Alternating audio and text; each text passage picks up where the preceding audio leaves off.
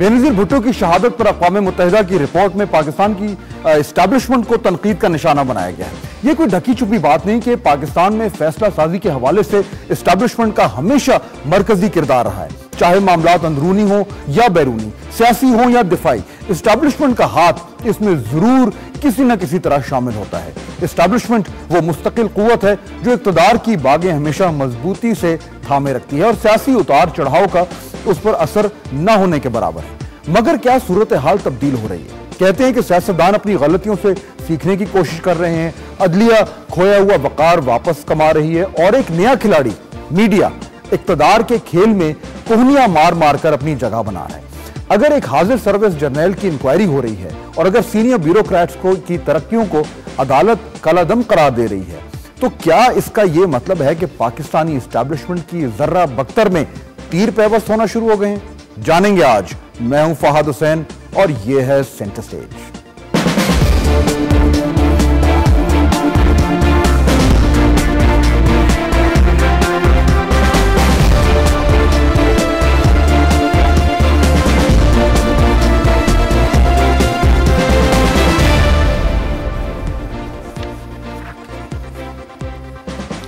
बहुत ही अहम मौजू, आज हम उस पर बात करेंगे। पाकिस्तानी एस्टैब्लिशमेंट का रोल क्या है? जैसा कि आप जानते हैं कि पाकिस्तान में जब से यूएन रिपोर्ट बेनज़ीर भुट्टो की शहादत के हवाले से जो रिपोर्ट है वो सामने आई है, तो उसमें एस्टैब्लिशमेंट को भी तनकीद का निशाना बनाया गया है। उस पर भी हम बात करेंगे और उसके अलावा ये जानने की कोशिश करेंगे कि पाकिस्तानी एस्टैब्लिशमेंट जो है उसमें क्या कोई तब्दीली आ रही है, उसकी जो गिरफ्त है इक़्तिदार पर वो कुछ ढीली पड़ रही है या हालात वैसे ही हैं या दूसरी तरफ जा रहे हैं। मैं अपने मेहमानों का तारुफ कराता चलूं। बहुत ही अहम ज़रूरी बहस है, डिस्कशन है, इसलिए हमने जो एक्सपर्ट्स हैं उनको दावत दी है कि आज आएँ और इस मौजू पर अपनी तजर्बे की रोशनी में बातचीत करें। इस्लामाबाद से हमें ज्वाइन करें जनाब रुवेदात खान साहब, साबका सीनियर ब्यूरोक्रेट हैं, बहुत ही सीनियर पोजीशंस पे फाइज रहे हैं और उनका जो एक लंबा करियर है उसकी रोशनी में उनसे आज हम बात करेंगे। जाहिद हुसैन साहब सीनियर एडिटर हैं, न्यूज़ लाइन के ऑथर हैं। फ्रंट लाइन पाकिस्तान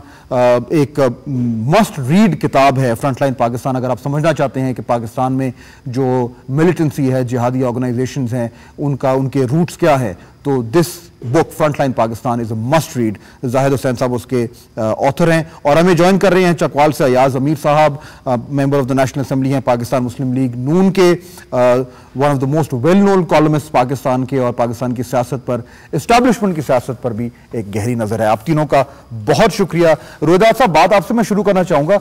ये जो यूएन रिपोर्ट आई है उसमें इन्होंने जो एस्टैब्लिशमेंट को डिफाइन किया है, मैं पढ़ के आपको सुनाता हूं, फिर मैं पूछूंगा कि आपसे कि क्या आप अग्री करते हैं इस डेफिनेशन से, क्योंकि मुख्तलिफ डेफिनेशंस हैं। यूएन रिपोर्ट ने जो कहा है उसमें उन्होंने कहा है कि the establishment is generally used in Pakistan to refer to those who exercise de facto power.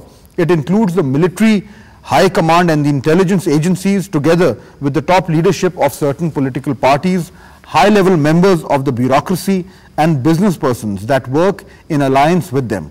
The military high command and the intelligence agencies form the core of the establishment and are its most permanent and influential components. यानी कि military high command, intelligence agency, सियासी जमातों की top leadership, bureaucracy के आला ओहदों पर फायज अरकान और बाअसर कारोबारी अफराद।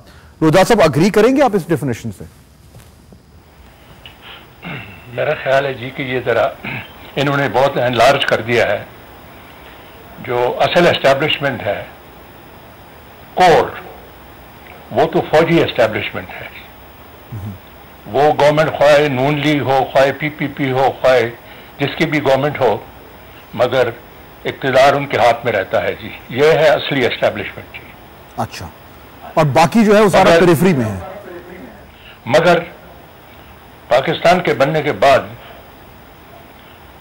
चूंकि नया नौज़ाइदा मुल्क था और तमाम चीज़ें जो थी फ्रॉम स्क्रैच बनाई जा रही थी, तो जो सिविल सर्वेंट्स थे उनकी एक्सपर्टीज के ऊपर ज़्यादा डिपेंड करने लगे ये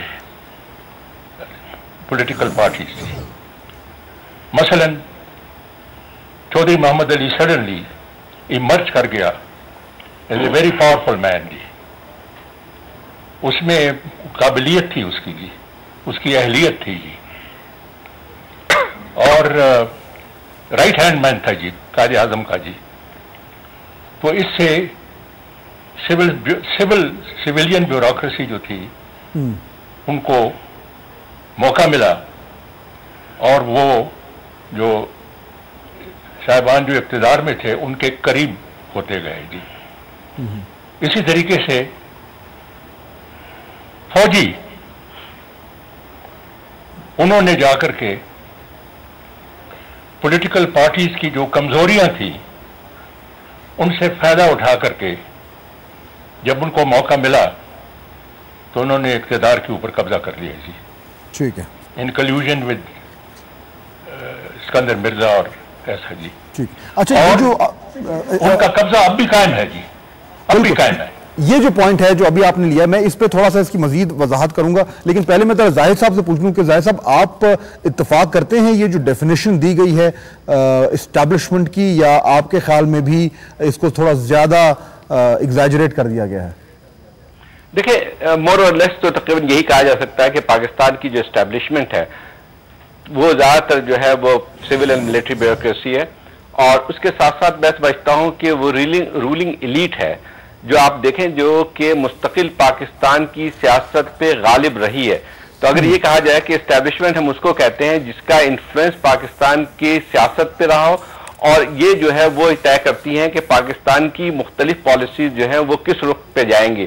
तो मैं समझता हूं कि जो अगर देखा जाए तो सिविल मिलिट्री ब्यूरोक्रेसी और जो है आपकी जो रूलिंग एलीट है, मैं समझता हूं कि 300 या 400 खानदान जो है जो कि पाकिस्तान के हमेशा हुक्मरान रहे हैं, उसकी थोड़ी सी जो है कंपोजिशन चेंज होती रहती है मुख्तलिफ औकात में, लेकिन मोर और लेस जो है यही लोग जो है पाकिस्तान की सियासत पे, पाकिस्तान के इक़्तिदार पे जो है वो हावी रहे, और वही तय करते हैं कि पाकिस्तान को किस रुख पे चलाया जाए। अच्छा, ठीक है, यानी आपने उसमें कुछ जो पॉलिटिकल फैमिलीज उनको भी शामिल कर लिया।